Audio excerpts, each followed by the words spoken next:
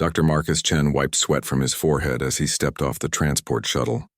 The humid air of Kepler 442b hit him like a wall. Giant trees stretched up toward the sky, their thick branches blocking most of the sunlight.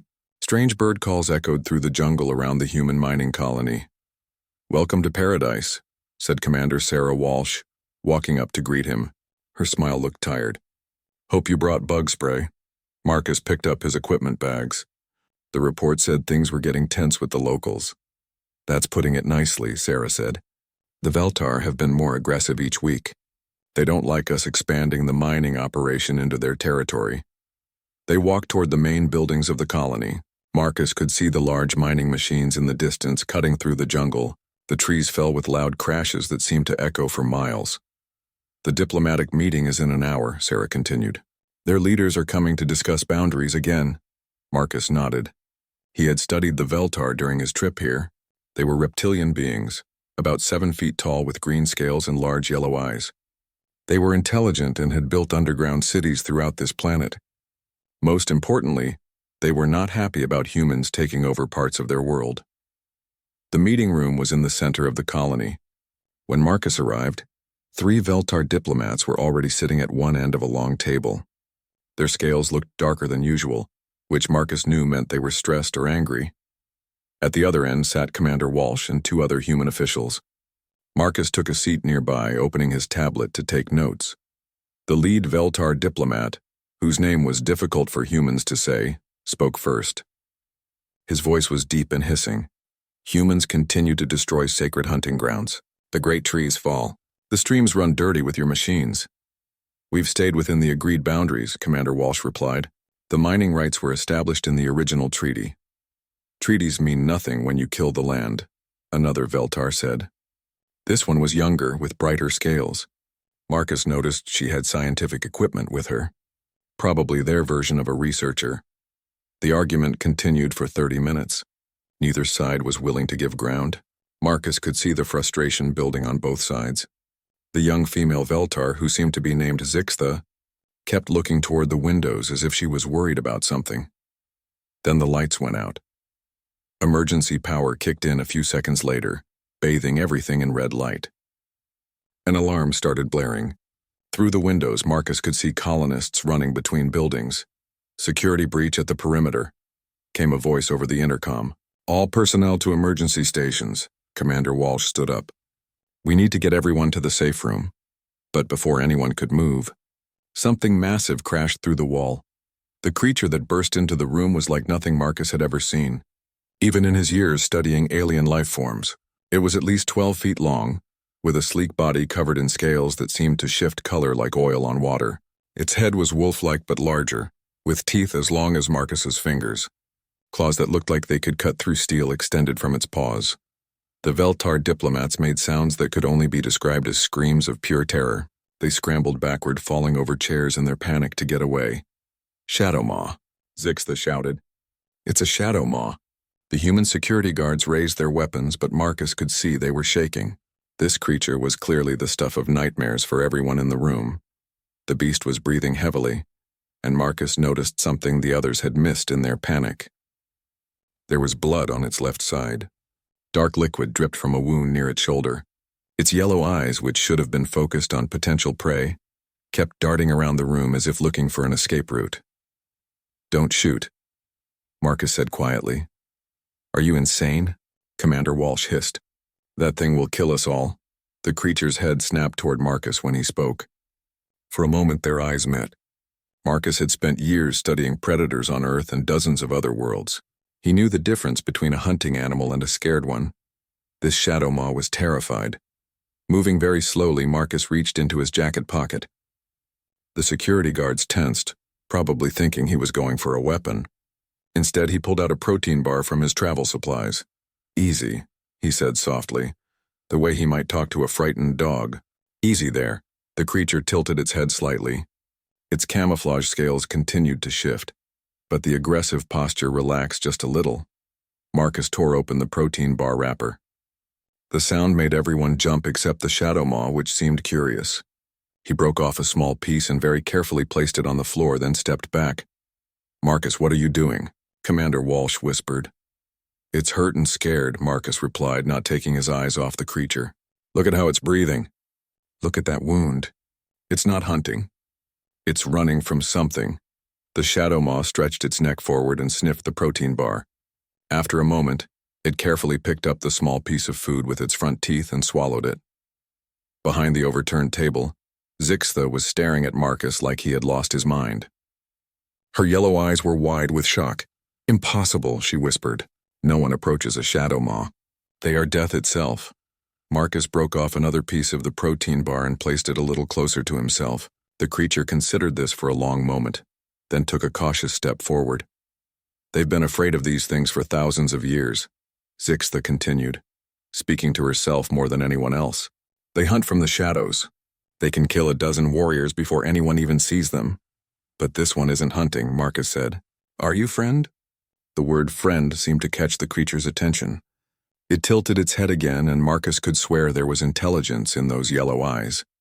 Real intelligence, not just animal cunning. The shadow maw took another step forward and gently took the second piece of food. This time it didn't immediately move away. Instead, it sat back on its haunches like a giant cat and looked at Marcus expectantly. You want more? Marcus asked. The creature made a sound that was almost like a purr. If a purr could come from something the size of a small car. Commander Walsh slowly stood up. I think we should still call medical and security. For the creature, yes, Marcus agreed. That wound needs attention, but I don't think we need weapons. As if understanding, the shadow maw lay down on the floor and rolled slightly to show its injured side. The trust in that action made Marcus's heart skip a beat. Zixtha stood up on shaking legs. This is not possible. Shadow maws do not trust. They do not show weakness. They certainly do not make friends with prey species. Marcus looked at her. Maybe the problem is thinking of each other as predator and prey instead of just neighbors. The shadow maw's scales had stopped shifting. They had settled into a pattern that Marcus somehow felt was peaceful. The creature watched him with what looked almost like hope. Outside, the sounds of the colony returning to normal began to filter through the broken wall. But inside the meeting room, everything had changed. Marcus reached out very slowly and touched the creature's uninjured shoulder. The scales were warm and surprisingly soft. Hello there, he said. I think you and I are going to be good friends. 3 days had passed since the shadow maw crashed into the diplomatic meeting. Marcus had spent most of that time in the colony's makeshift veterinary lab, treating the creature's wounds and trying to understand what he was dealing with. The shadow maw, which Marcus had started calling Shadow, seemed to enjoy the attention. The deep gash on its shoulder was healing remarkably fast, and Shadow had shown no signs of aggression toward any of the colonists. In fact, it seemed curious about everything the humans did. Zixtha had barely left the lab during those 3 days. She stood in the corner, taking notes on her alien tablet device, watching every interaction between Marcus and Shadow with a mixture of fascination and disbelief. Your people have legends about these creatures, Marcus said as he changed Shadow's bandage. The big creature lay still, occasionally making that purring sound when Marcus scratched behind what might have been its ears. Not legends, Zixtha replied. History. Shadow maws have killed thousands of Veltar over the centuries. They attack without warning. They show no mercy. They are the reason we built our cities underground. Shadow lifted its head and looked at Zixtha. The young Veltar female took a quick step backward, but Shadow just tilted its head curiously and lay back down. This one seems pretty harmless, Marcus said. That is what terrifies me, Zixtha admitted. Nothing about this makes sense. In 3 days, I have watched you feed it, clean its wounds, and even sleep next to it. According to everything my people know, you should have been dead within minutes of first contact. Marcus finished with the bandage and sat back. Shadow immediately moved closer and rested its massive head on Marcus's lap. The weight was considerable, but Marcus just scratched the creature's neck. On Earth, we have lots of predators, Marcus explained. Lions, tigers, bears, wolves. Thousands of years ago, my ancestors were probably on the menu for most of them, but we learned something important, which was, most predators don't want to fight if they don't have to. Fighting uses energy and risks injury. They'd rather save their strength for actual prey or real threats. Zixtha made more notes.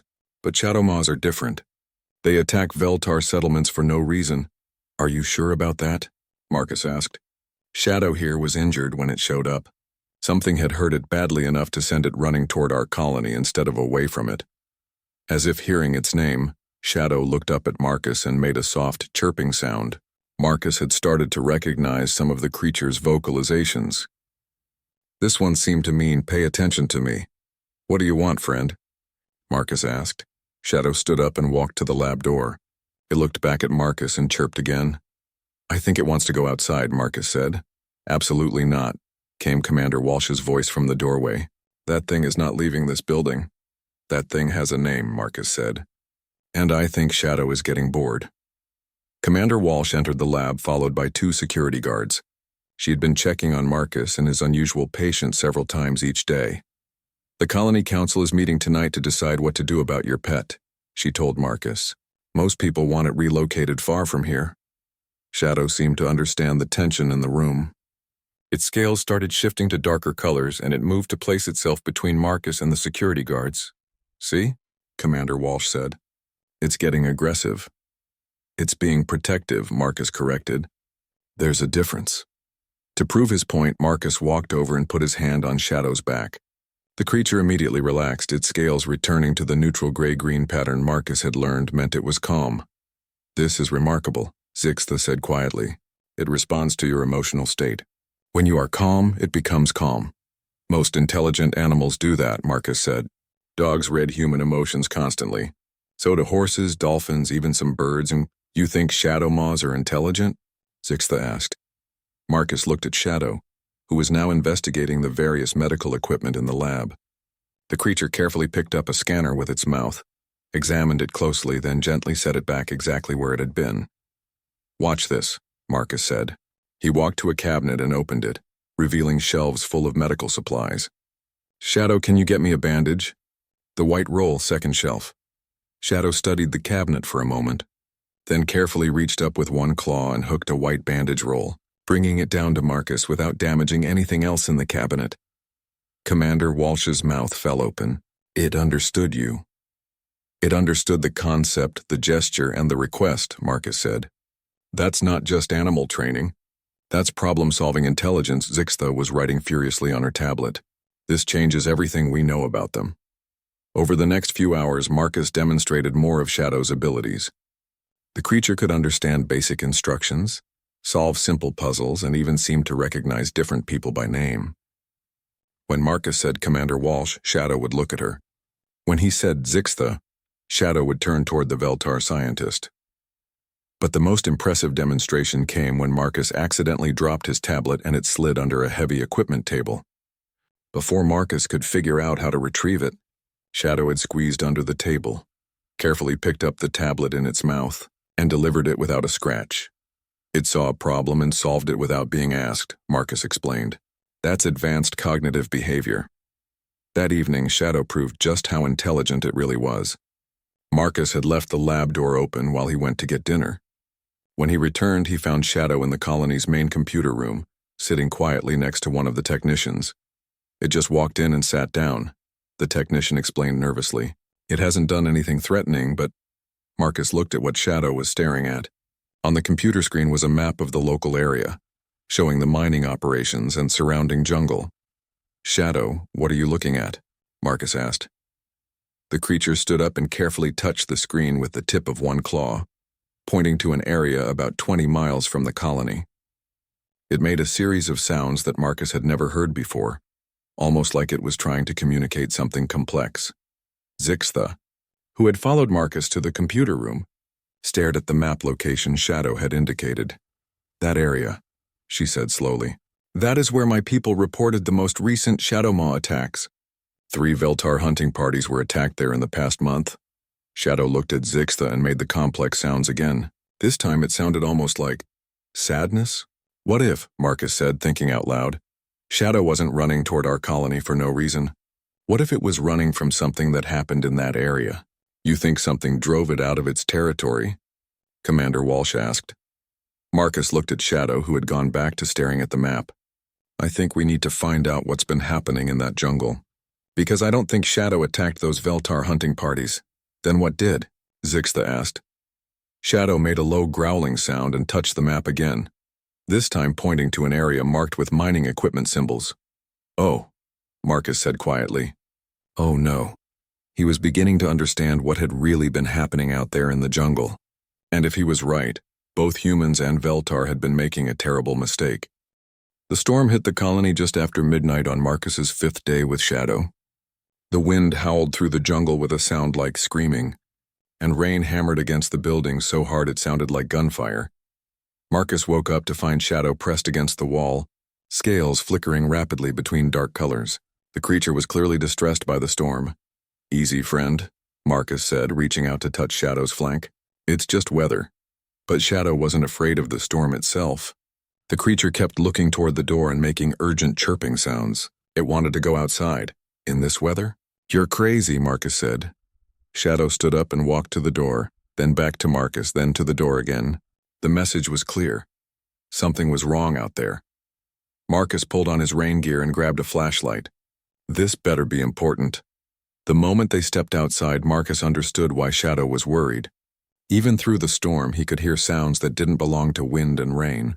Metal grinding against metal, shouts from the mining area, emergency sirens. Shadow immediately started running toward the mining operation, moving with surprising grace through the muddy paths. Marcus followed as best he could, slipping and sliding in the mud.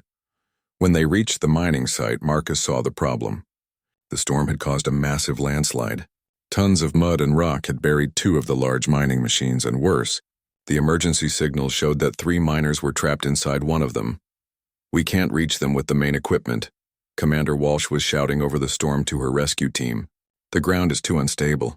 If we try to dig with the heavy machines, we might cause another slide." Shadow walked right up to the buried mining machine and began sniffing around the edges of the landslide.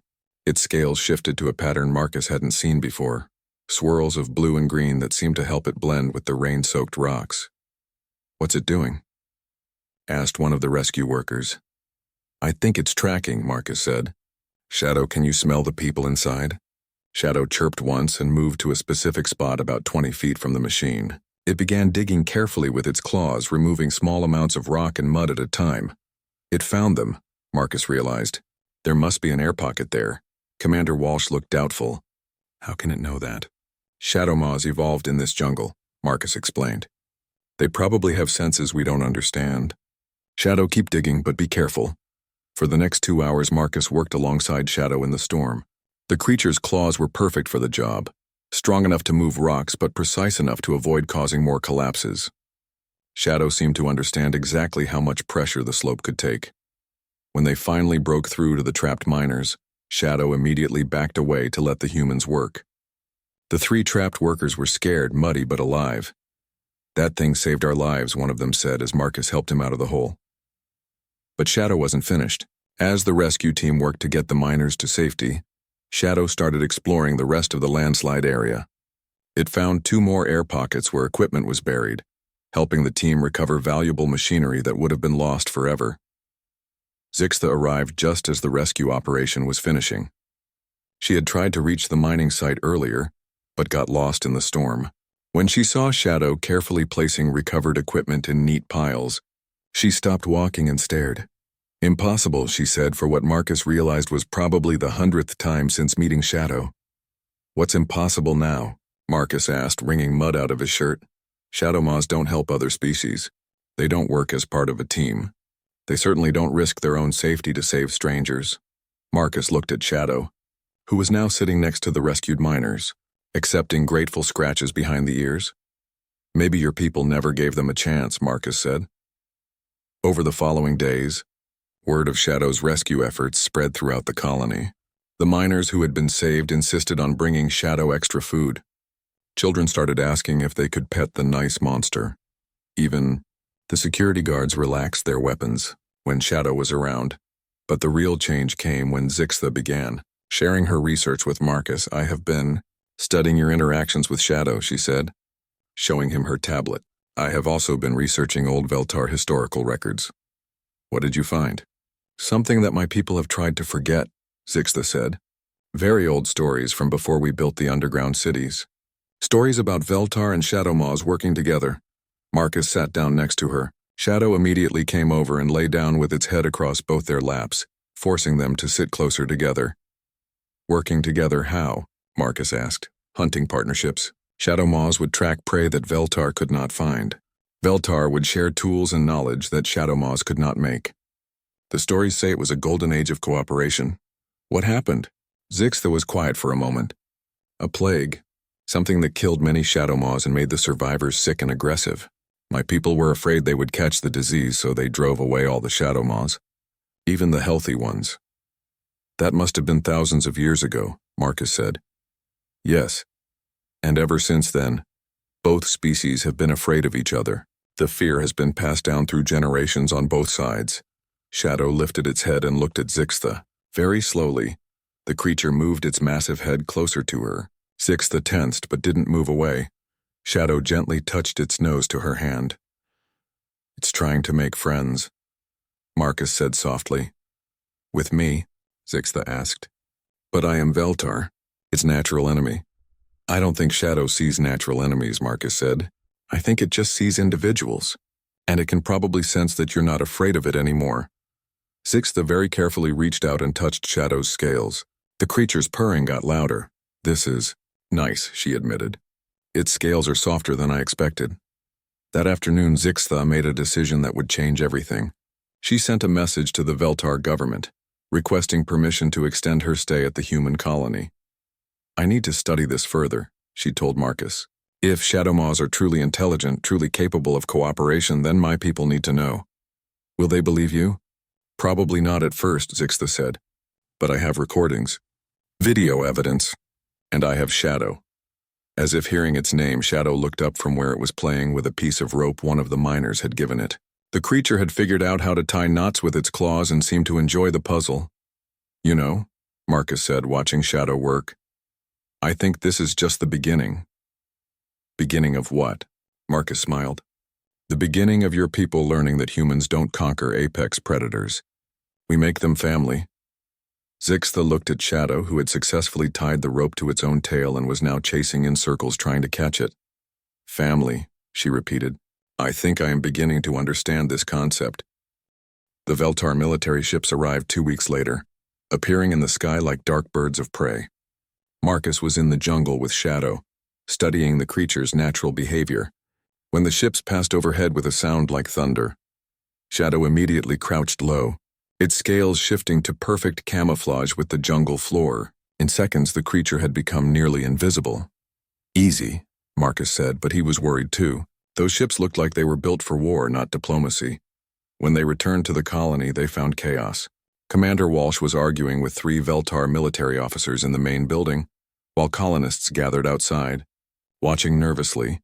Where is the human who has corrupted one of our apex predators? The lead officer was demanding. His scales were darker than any Veltar Marcus had seen, and he carried weapons that looked serious. Dr. Chen has done nothing wrong, Commander Walsh replied firmly. He has weaponized a Shadow Maw, another officer said. This is an act of war. Marcus stepped forward with Shadow staying close beside him. The 3 military officers immediately raised their weapons. Nobody is weaponizing anything, Marcus said calmly. Shadow is my friend, not my weapon. Impossible, the lead officer said. No one befriends a Shadow Maw. You have used human technology to control its mind. What technology? Marcus asked. I fed it protein bars and treated its wounds. The officer studied Marcus with suspicious yellow eyes. You will surrender the creature immediately. It will be destroyed before it can kill again. Shadow stepped protectively in front of Marcus, scales shifting to a warning pattern of red and black. The creature wasn't aggressive, but it was clearly prepared to defend itself. Shadow has never killed anyone, Marcus said. In fact, it saved 3 human miners just last week. More lies, the third officer said. Shadow Maws kill. It is what they do. Zixta appeared from behind one of the buildings, running toward the group. Wait, she called. Commander Velthos, you must listen to my research. The lead officer turned to her. Research Coordinator Zixta, you have been declared compromised by human psychological manipulation. Your reports have been dismissed, but the evidence, Zixta began, will be examined after the creature is destroyed, Commander Velthos said firmly. That was when Shadow did something that surprised everyone. Instead of growling or showing aggression, the creature sat down and made a series of soft sounds toward the Veltar officers. The sounds were unlike anything Marcus had heard before. almost like singing. The three officers froze. Their weapons lowered slightly. "What is it doing?" one of them whispered. "Old speech," Zixta said, her voice full of wonder.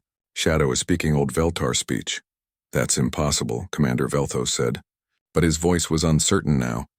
Shadow continued making the musical sounds, looking directly at each officer in turn. Whatever it was saying seemed to have a profound effect on them. "It's asking for peace," Zixta translated. "It's saying it remembers the old friendship." Marcus felt his heart skip a beat. "Shadow, do you remember stories about Veltar and Shadow Maws working together?" Shadow looked at Marcus and chirped once. It sounded for yes. Then it turned back to the officers and continued the strange singing speech. Commander Velthos slowly lowered his weapon completely. This cannot be real. But over the next hour, as Zixta translated Shadow's communications, it became clear that the creature had knowledge no human could have given it. Shadow knew ancient Veltar words. It knew about historical partnerships between the species. Most importantly, it knew about the locations of sacred sites that had been lost for thousands of years. "The creature says there are others," Zixta told the increasingly confused military officers. "Other Shadow Maws who remember the old ways. They have been waiting." "Waiting for what?" Commander Velthos asked. Shadow stood up and walked to the edge of the jungle. It looked back at the group and made an encouraging sound. "It wants us to follow," Marcus said. "Absolutely not," one of the officers said. "This could be a trap." But Commander Velthos was staring at Shadow with a strange expression. "I know that sound. My grandmother used to make that sound when she wanted me to follow her." Against the protests of his fellow officers, Commander Velthos decided to follow Shadow into the jungle. Marcus, Zixta, and a small security team went with them. Shadow led them through paths that didn't show on any human or Veltar maps. The creature moved with perfect confidence, stopping occasionally to make sure everyone was keeping up. After 2 hours of hiking, they reached a clearing that took everyone's breath away. Ancient stone structures rose from the jungle floor, covered in vines but still intact. The architecture was clearly Veltar, but it was older than anything in the historical records. "This is impossible," Commander Velthos whispered. "These ruins predate our oldest cities by thousands of years." But that wasn't the most shocking discovery. As they approached the central building, other shapes emerged from the jungle. More Shadow Maws, at least a dozen of them, appeared from their camouflaged hiding places. The security team raised their weapons, but Marcus stepped forward calmly. "Easy, everyone," he said. "Look at their body language." The Shadow Maws were not in hunting postures. They were sitting quietly, watching the group with curious yellow eyes. When Shadow chirped a greeting, they chirped back in what sounded almost like a conversation. "They're talking to each other," Zixta said in amazement. Shadow walked to the largest of the other Shadow Maws and touched noses with it. Then it turned back to the group and began the singing speech again. "It's introducing us," Zixta translated. "It's telling them we are friends." Over the next few hours, the small group explored the ancient ruins under the watchful eyes of the Shadow Maw pack. The buildings contained stone carvings that showed Veltar and Shadow Maws working side by side. Hunting together, building together, living as partners rather than enemies. "This changes everything we know about our history," Commander Velthos said quietly. But the most amazing discovery came in the largest building. The walls were covered with detailed maps of the jungle, marked with symbols that showed mining areas, Veltar territories, and Shadow Maw ranges. The maps were recent. "They've been watching both our species," Marcus realized. "Keeping track of where we go, what we do." Shadow approached one of the maps and touched a spot with its claw. It was the location where the Veltar hunting parties had been attacked. Then Shadow did something that made everyone understand the truth. It walked to another map showing underground tunnels, Veltar tunnels, and touched several locations. Each spot it touched was marked with symbols that showed recent digging. "The mining operations," Zixta said slowly. "They've been disrupting underground Veltar settlements." Shadow chirped and touched the first map again, then made a gesture toward the other Shadow Maws. "They've been trying to protect the displaced Veltar," Marcus said. "The attacks weren't attacks at all. They were rescue operations." Commander Velthos stared at the maps for a long moment. "You're saying Shadow Maws have been saving Veltar from mining accidents?" Shadow walked over to him and very gently touched the officer's hand with its nose. Then it made the soft singing sounds again. It says, Zixta translated with tears in her eyes. It says they never stopped being friends. They were just waiting for us to remember. That night, as they camped in the ancient ruins surrounded by a dozen peaceful shadow maws, Marcus realized that everything was about to change. The three species weren't enemies. They were family who had forgotten how to talk to each other. But would anyone else believe it? The earthquake hit just before dawn on their second day at the ancient ruins. Marcus woke to the sound of stone grinding against stone and the panicked calls of both shadow maws and humans. The ground beneath his sleeping bag was shaking like a living thing. "Everyone up," Commander Velthos shouted. "The whole hillside is coming down." Marcus looked around frantically for Shadow and found the creature already moving, organizing the other shadow maws with a series of rapid chirps and growls. The pack spread out in a coordinated pattern that Marcus recognized as a search formation. They're looking for survivors, he realized. But as the shaking continued, Marcus saw the real problem. The earthquake had triggered a massive landslide that was heading straight for a Veltar settlement in the valley below. Hundreds of Veltar civilians were about to be buried alive. "Can we warn them?" Marcus asked.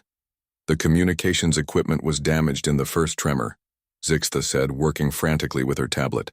"And even if we could reach them, there's no time for evacuation." Commander Velthos was calculating distances with his military equipment. "The slide will reach the settlement in less than 20 minutes. Nothing we have can stop that much rock and mud." Shadow appeared beside Marcus, scales flashing in urgent patterns. The creature made a series of complex sounds, then ran toward the edge of the cliff and back again. "What's it saying?" Marcus asked Zixta. "It's asking for help," she translated. "It wants us to help save the Veltar in the valley. How? We don't have any equipment that can handle a landslide that size." Shadow made the sounds again, more urgently this time. Then it did something remarkable. It began drawing in the dirt with its claw, creating a rough map of the valley and the approaching landslide. "It has an idea," Marcus said, studying the drawing. "Shadow, show me what you want to do." What followed was the most complex communication Marcus had ever seen from any animal. Shadow used drawings, gestures, and vocalizations to explain a plan that required precise timing and coordination between all three species. The Shadow Maws, with their strength and agility, could create diversions in the hillside to redirect parts of the landslide. The humans with their equipment could provide additional barriers at key points. The Veltar military officers with their energy weapons could create controlled explosions to channel the flow of debris away from the settlement. "It could work," Commander Velthos said, studying Shadow's plan, "but it would require perfect timing. If anyone makes a mistake, then we all die together," Marcus said. "But if we don't try, hundreds of innocent people die anyway." Commander Velthos looked at his fellow officers, who nodded grimly. Then he looked at Shadow. "We trust your plan, creature. Lead the way." What happened next would be talked about for generations on 3 different worlds. The Shadow Maw pack spread out across the hillside with military precision. Each creature took position at a specific point that would maximize their effect on the landslide's direction. Shadow coordinated their movements with a series of calls that sounded like music. The human security team used their portable barriers and emergency equipment to create channels that would guide the debris flow. Marcus found himself working directly alongside creatures that his own species had never even dreamed existed a month.